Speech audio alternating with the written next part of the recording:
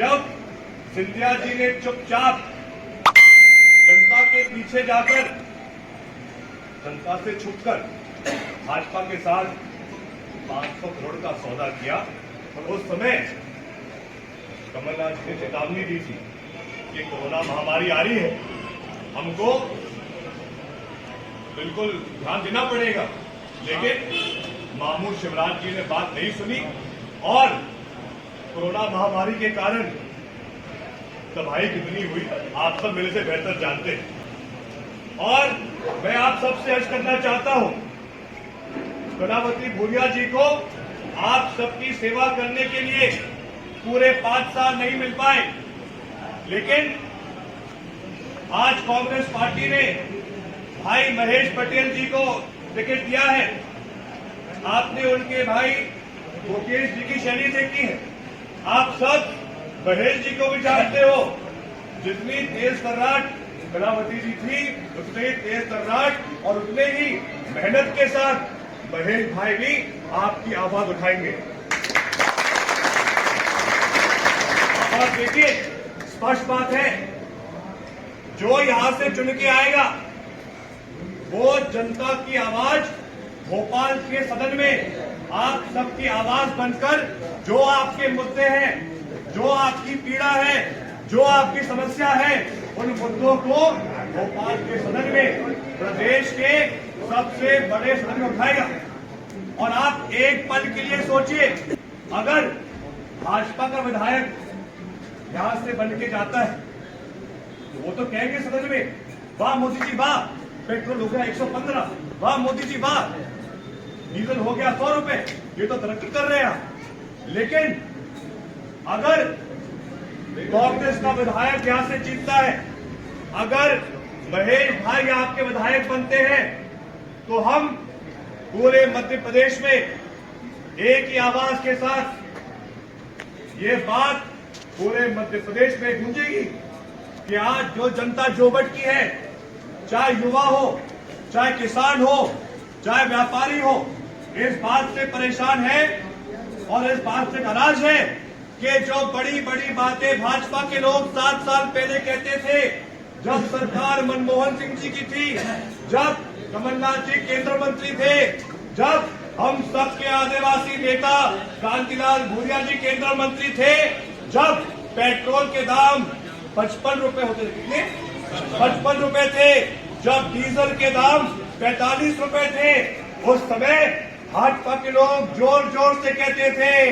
बहुत हो गई पेट्रोल डीजल की बार, अब की बार मोदी सरकार।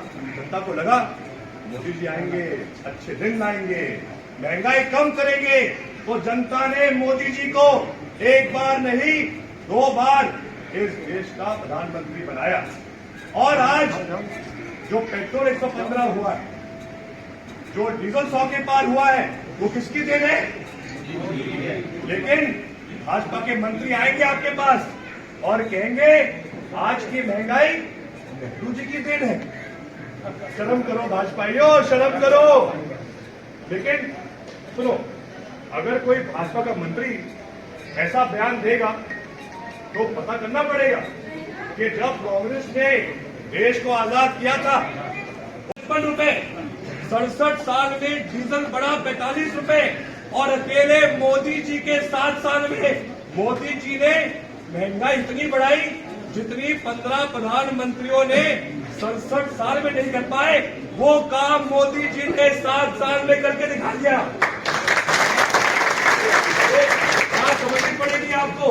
अकेले 7 साल में मोदी जी के राज में पेट्रोल में 60 रुपए की वृद्धि, सिर्फ 7 साल में मोदी जी के राज में 65 रुपए की वृद्धि, डीजल में 55 रुपए की वृद्धि।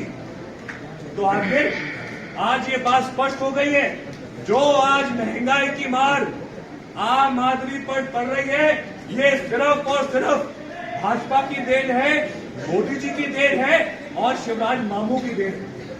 मामू इसलिए क्योंकि ये सब भाषण देते हैं और जनता को मामू बनाते हैं। और आप जो हमारी पीछे बैठी माता बहनें हैं, आप उनसे पूछो कि और ये आज याद करेंगी कि जब सरकार कांग्रेस पार्टी की थी उस समय खाने के तेल के दाम 50 रुपए होते थे और आज बाजी भाजपा के राज में खाने के तेल के दाम क्या हो गए? 150-200 के बीच में। अकेले मोदी जी ने 7 साल में खाने के तेल के दाम 3-4 गुना बढ़ा दिए। वाह मोदी जी वाह, आप तो बहुत बड़ी घटना कर रहे हैं। वाह मोदी जी वाह। यही नहीं, आप माता बहनों से पूछो, कांग्रेस सरकार के समय रसोई गैस के दाम 300-400 रुपए होते थे और अकेले मोदी जी कृपा है कि 7 साल में रसोई गैस के दाम 1000 रुपए पहुंच गए। अरे ये सब बेफजूल इनकी बयानबाजी होती है, जुमलेबाजी होती है इन लोगों की। यहाँ पे आप सबने सुना होगा कि 2 या 3 महीने पहले भाजपा की सरकार ने अन्न उत्सव मनाया था। सुना होगा ना आपने, अन्न उत्सव। और जब हमने देखा कि गरीबों की अनाज की बोरी पर मोदी जी की फोटो, मामू की फोटो, मैं आप सबसे पूछना चाहता हूं, क्या गरीबों को अनाज देने की योजना आज की है या 20 साल पहले की है? 20 साल पहले की। गरीबों को अनाज तब से मिल रहा है जब इस देश के प्रधानमंत्री मनमोहन सिंह जी थे, जब केंद्र मंत्री कांतिलाल भूरिया जी थे, जब केंद्र मंत्री कमलनाथ जी थे। उस समय से पूरे देश भर में गरीबों को अनाज मिल रहा है। अंतर सिर्फ इतना है, आपको ये बात समझनी पड़ेगी, अंतर सिर्फ इतना है कि कांग्रेस सरकार ने कभी गरीबों के अनाज के बोरी पर नेता भी नहीं सकता है। और चर्चा तो ये है कि ये बेशरम चर्चा